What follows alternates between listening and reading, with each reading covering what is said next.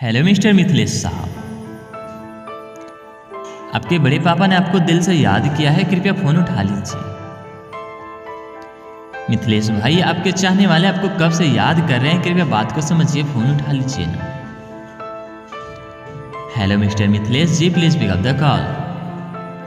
आपके जान का कॉल आ रहा है मिथिलेश जी, कृपया बात को समझिए, फोन उठा लीजिए। मिथिलेश साहब please pick up the phone, आपका फोन बहुत देर से बज रहा है।